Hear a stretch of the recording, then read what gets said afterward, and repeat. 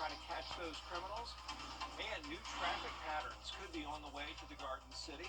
We'll have the details as your news at 11:22 starts now. Live from Television Park, this is WJBF News Channel 6 at 11. And good evening to you. We appreciate you staying up late with us tonight. I'm Brad Means. Coverage you can count on begins as a state of emergency remains in effect in South Carolina. Crews, battling those wildfires across the state. They're working around the clock. They're getting help from the military. They're getting help from fire departments all over. The major fire in Horry County is about 30% contained. A statewide burn ban remains in effect as crews work against weather conditions to try to get control of the flames. And state leaders, though, say they do expect the weather to improve over the next few days. Hopefully that'll help. Local firefighters back home tonight after they helped battle the wildfires near Myrtle Beach. We heard the lessons they learned there and how those lessons could help closer to home. Fires are still ongoing in Myrtle Beach. Mark Librand, fire service coordinator in Saluda County, who was there, said they have gotten it to calm down some by the time him and the volunteers came home 5 Monday morning.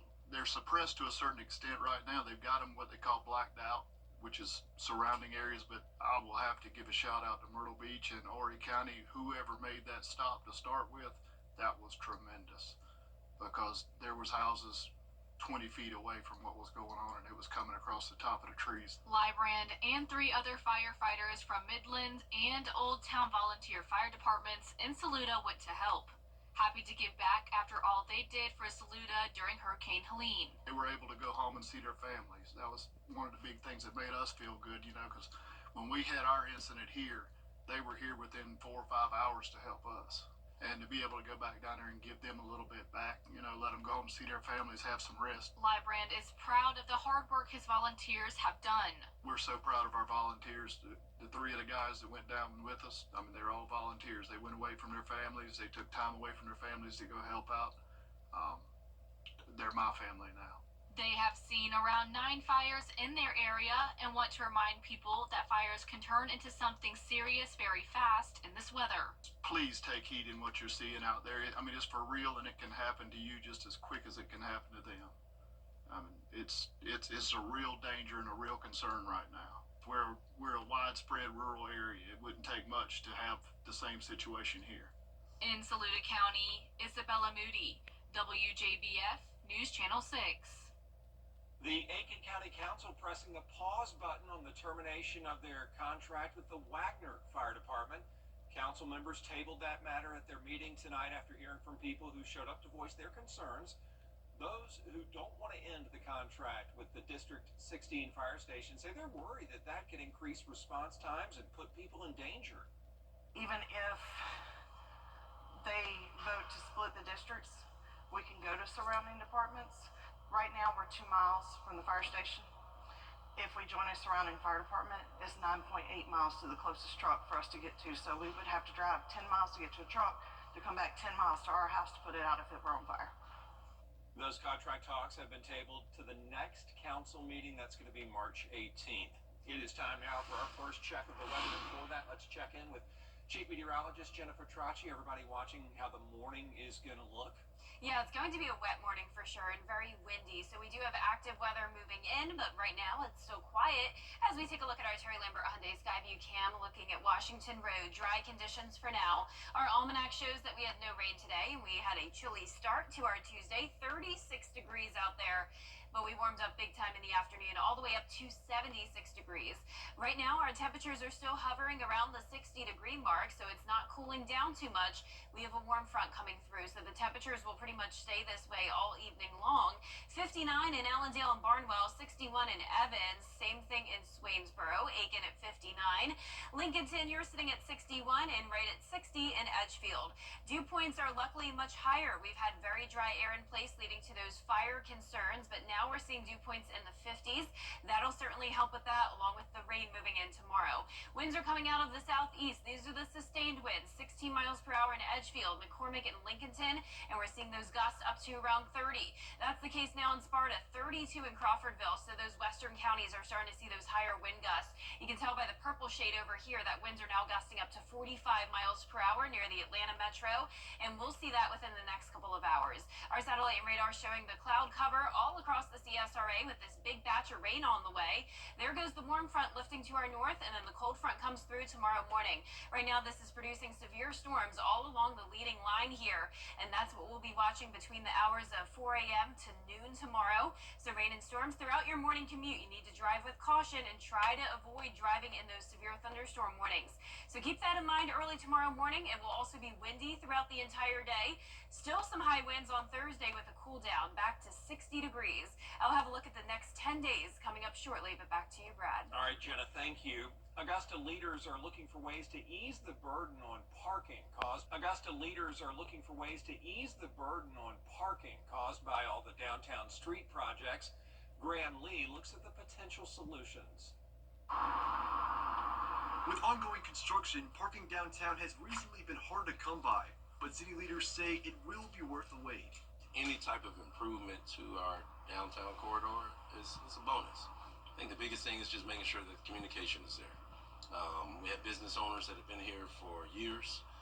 Need to make sure that we include them in the process, and we're doing that now. You got it. You guys have the floor. Tuesday, commissioners voted unanimously to have the administrator's office and traffic engineers work together to find the best solution. Part of the plan calls to make Reynolds and Ellis Streets into one-way roads, which some say could be a solution to an ongoing problem. This has been going on for a while. We're on Reynolds Street and Ellis too. You have half of Ellis Street where you can go, it's only one way, and then other parts of Ellis Street, you have traffic going both directions, so it is confusing. We do need to make sure that those roads do become one way. Another plan will look at better enforcement of the 2-hour parking limit downtown. City leaders say they would support using paid parking in the area. If anything, it will keep from the ride and share from happening. That way, when they decide to park their car at 8 a.m. in the morning, and then they don't come back and pick their cars up until 5 p.m., I don't think they'll want to pay that on a daily basis if there's paid parkings. I think it's long overdue. It's not any area you can go to around the state or outside of the state that their downtown corridor doesn't have paid parking. So I think it's just another one of those aspects of just maturing and moving to a different level of things.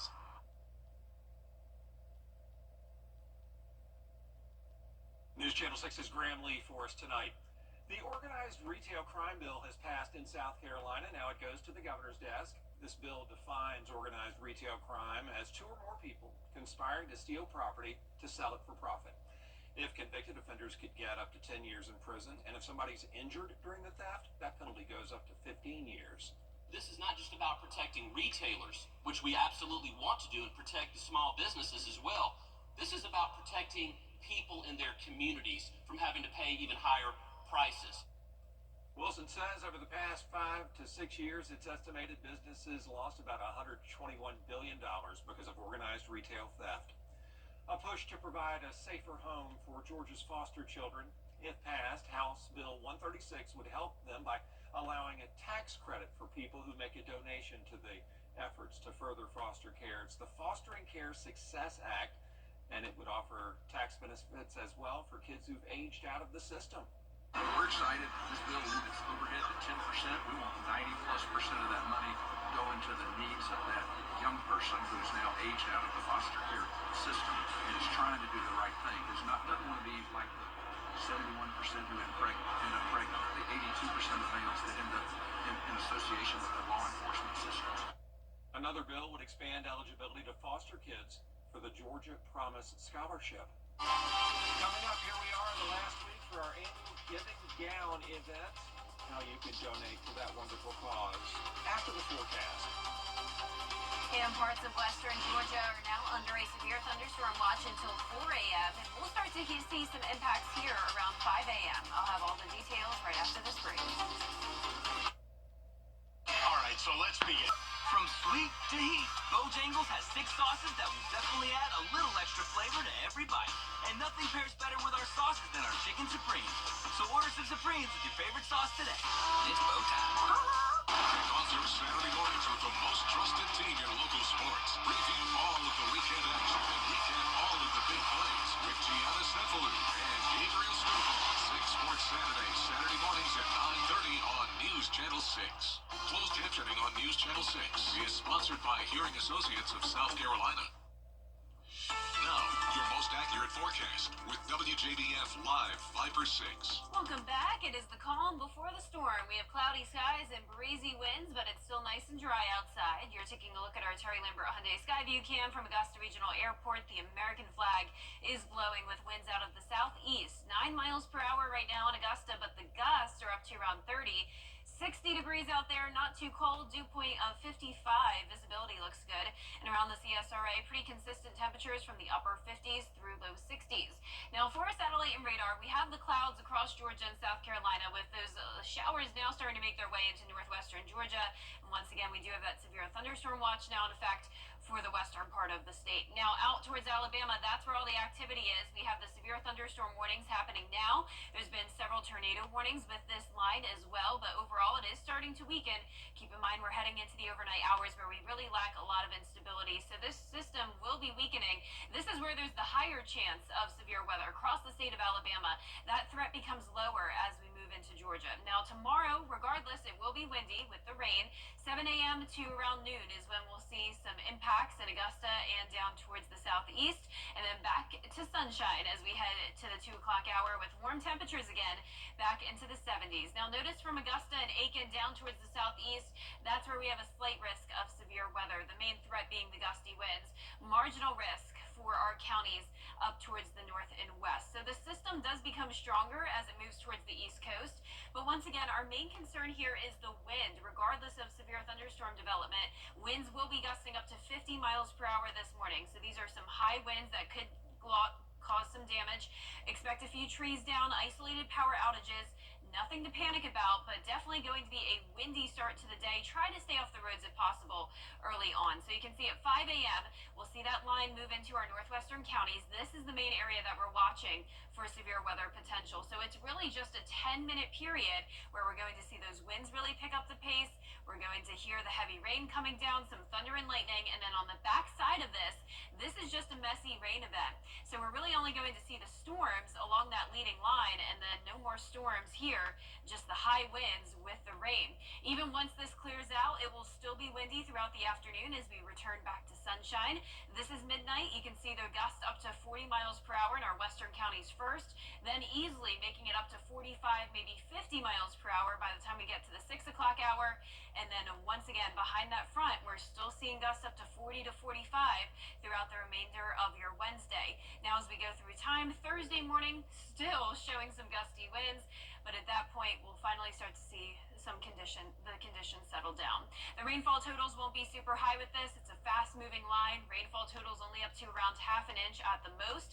And because this is a cold front passage, we will cool down on Thursday, 60 degrees, then right back to the upper 70s on Saturday, a cool down again on Sunday. So the roller coaster ride of temperatures continues, and you can see that here on the 10-day forecast. Next week, though, we're finally becoming more consistent. We'll see several days in the upper 70s, but before we get to that, we have another chance of rain and maybe a few storms Saturday night into Sunday morning. Now back to you, Brad. All right, Jenna, thanks a lot. Of course, prom season is pretty much here. Dresses are in high demand, but not every young lady can afford to take part, and so that's why News Channel 6 is proud to host its annual Giving Gown event. That's a News Channel 6 and a Caring for Carolina Partners initiative. We've been doing it for about 10 years now, and it helps high school girls find the prom dress of their dreams, even if they cannot afford one. The Giving Gown event is this Saturday at the First Baptist Church in North Augusta. We set it up kind of like a specialty boutique.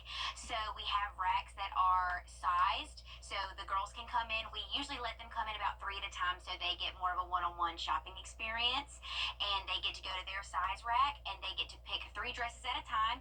They get to go try it on. They have a little personal shopper with them, some volunteers that work with them to help them find the perfect dress, and then after they find that perfect dress, then they get to pick out all the accessories to go along with them.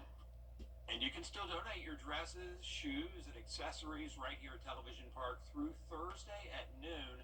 And then remember, Saturday is the event, 9 until noon, First Baptist, North Augusta. Still ahead, President Trump addressing Congress tonight. Coming up, the Denmark Olar boys basketball team heading to the state championship for the first time since 1990. We'll hear from coaches and players on their historic season in sports. What kind of future do you want? Made or a full roof replacement. I'm David Hickson, and if your roof needs fixing, call Mr. Hickson. Hi, I'm Mary Morrison with this week's community calendar. The Aiken Trials, a time-honored tradition. The first leg of the Aiken Triple Crown is March 15th at the Aiken Training Track. The family fun event draws some 10,000 spectators every year. Gates will open at 10 a.m. Opening ceremony starts at 11:30. The first race is set for noon. Add your events. Log on to WJBF.com. Keyword community calendar. You can't always choose the weather, but you can choose your weather app. Go with the most accurate and most trusted, the Live 536 mobile app. Download it today. Now, WJBF sports coverage you can count on. The Denmark Olar boys basketball team continue their historic season, advancing to their first state championship game since 1990, and they'll head to the Foreign Center on Thursday at 4 p.m. against Abbeville. This is like 35 years, and it make and the guys now that really want it, and they want it for themselves, like again for themselves, and they want it for the town, and they're just hungry for it. I mean, they're hungry. They want to. They going out playing hard in practice. They're practicing hard.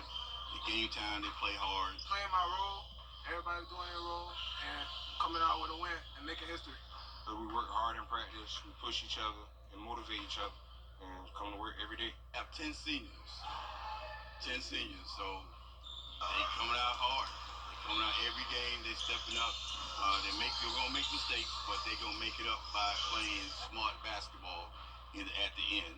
They make sure we did what we supposed to do, and make sure we locked in and mentally focused. So at first it was kind of slow, and we kind of got everything back good, kind of got chemistry on, moved the ball a little more. Cause our teammates, we play together as a team.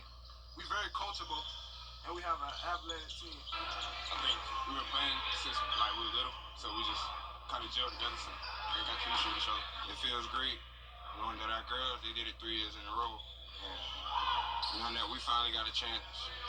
I pray and hope we bring it back home for Denmark. Over to college basketball, the Augusta men's team hosts North Georgia in the Peach Belt Conference quarterfinals. The Jags secured the 3rd seed in the tournament, and during the regular season, the two teams split the 2 meetings, both wins on their home court.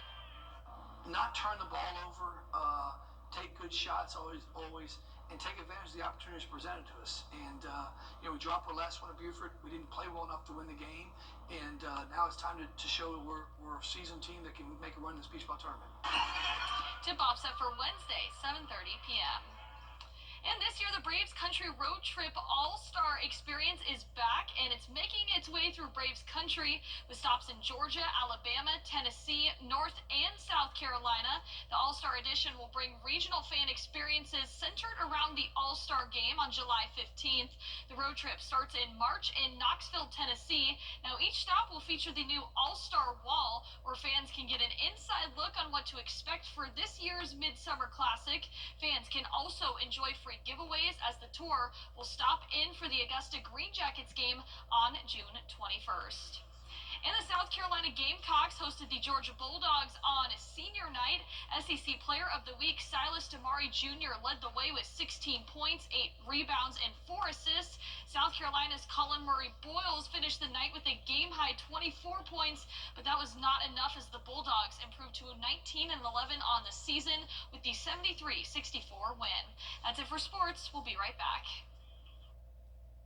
Augusta University Health System is now Wellstar, affiliated with Medical College of Georgia, which means you get more.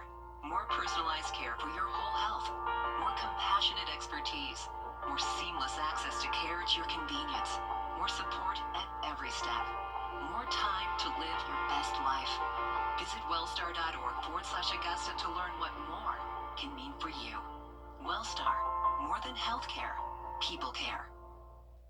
Hi, Suzanne Lily Honeymichael here with Hardwood Floors and More. We truly appreciate the opportunities we've had to work in so many homes over the years. And now we want to invite you to our showroom to discover why we are the company that friends recommend. Our quality products, knowledgeable staff, and the tremendous skill set of our technicians is what has made Hardwood Floors and More the most trusted locally owned business for over 30 years. Hardwood Floors and More, so much more in store for you. It's freezing in here. TV's #1 entertainment talk show has 15 Emmys. It's actually 16. Respectfully. Come on live to make your morning shine. Weekday mornings at 9 on News Channel 6. Expect a rainy and windy start to our day, and the wind advisory lasts all day, so winds will be gusting up to 45 to even 50 miles per hour. A warm afternoon, then cooling down on Thursday. Could you be sticking with your boo just so you don't get cold? If so, you could be in a hibernation relationship. That's a trend of people getting together just so they don't have to spend the cold months alone. The hibernation relationship occurs when a couple gets together just for the winter and then they break up by springtime. Yes, that is known as cuffing season, Brad. Cuffing season is upon us. Yep. Well, with that, we appreciate you watching. Hope all is well, and that you'll tune back in tomorrow, especially when it comes to the weather situation. Jen and the team keeping an eye on that. Good night.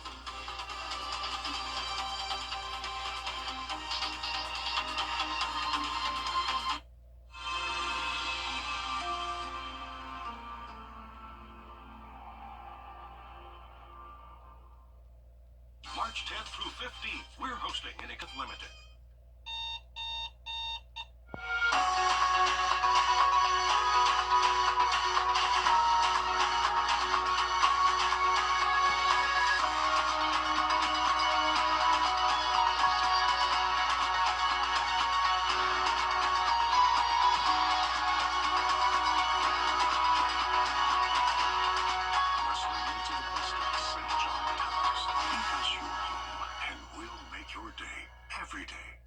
Weinberger's Furniture and Weinberger's Interiors Market have come together. One incredible store, one massive selection. The Weinberger's merging sale happening now. Visit Weinberger's Furniture and see the new selection all at the main location on Riverwatch Parkway.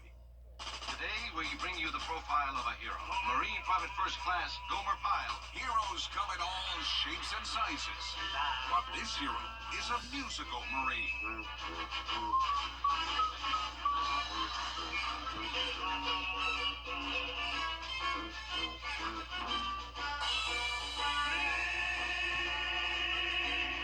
Gomer Pyle. Weeknights on MeTV, WJBF 6.2. Is rainy weather putting a damper on your day? Enter to win your very own live Viper 6 umbrella today. Visit WJBF.com and click on Contest and fill out the entry form for your chance to win. Getting your hands on a live Viper 6 umbrella has never been easier. That's right. Lucky winners will be announced weekdays on News Channel 6 at 6. Who knows? It could be you. Sponsored by Busby's Heating and Air. When quality matters, call Busby's. Trusted since 1945. The CSRA. It's full